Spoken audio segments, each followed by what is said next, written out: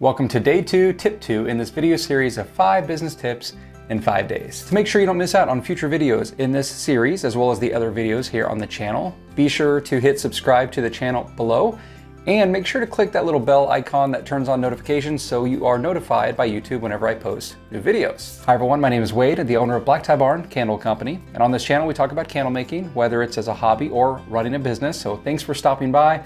Would love to have you around for future videos. Let's go ahead and get into it. Today's tip is all about selling and or scaling without knowing your costs. So you've made a great product and it's time to sell. Or is it?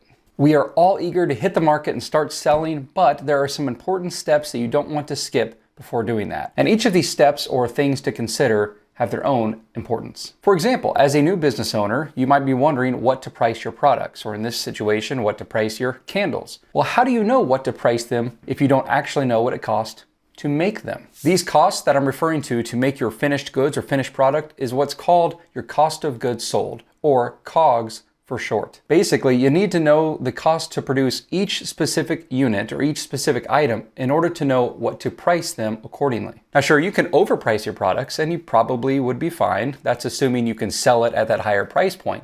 But even then, how would you know that you're overpricing your products? How would you know that the price that you're setting actually covers your cost if you're not tracking them? But even worse is underpricing your products because you don't know your true cost.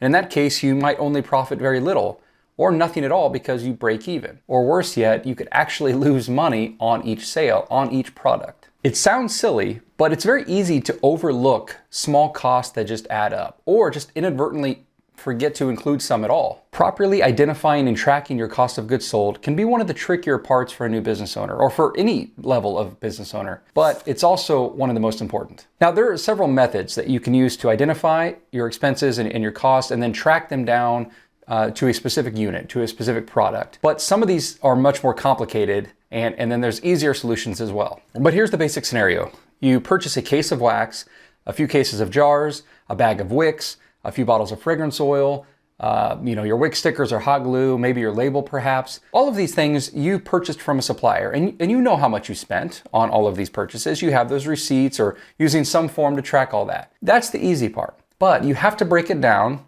to a specific unit.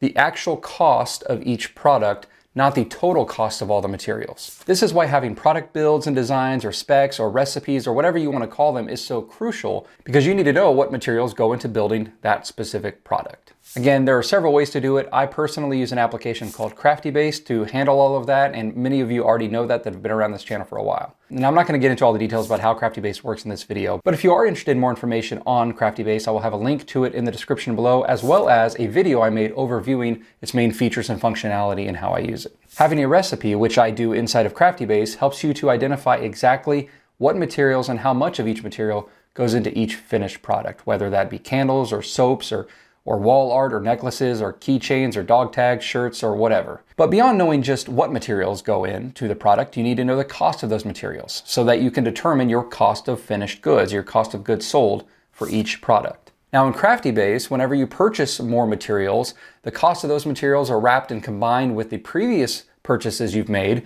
and it creates what is called a weighted average cost. And it does this all for you. You don't have to do anything. It's amazing. But again, if you are interested, check out the resources I have on CraftyBase below. So now that you know the cost to make your finished products, you finally have some information that you can use to guide you on pricing your products. Now, conveniently enough, CraftyBase also has a feature called Price Guidance. And this feature will show you your current cost to make the products and then give you some recommended retail prices or wholesale prices or what have you. So other than knowing the importance of identifying the cost of your products, what is the next important factor to consider? Scaling your business. I assume that when you started your business, you probably had more intentions than on just selling a few products. You probably wanted to sell more the longer you're in business. And of course, selling more products means you need to make more products. But beyond just the benefit of additional revenue, there's another tremendous advantage to scaling, and that is lowering your cost of goods sold. You're using more materials to make more products, which means you can purchase your materials in larger bulk.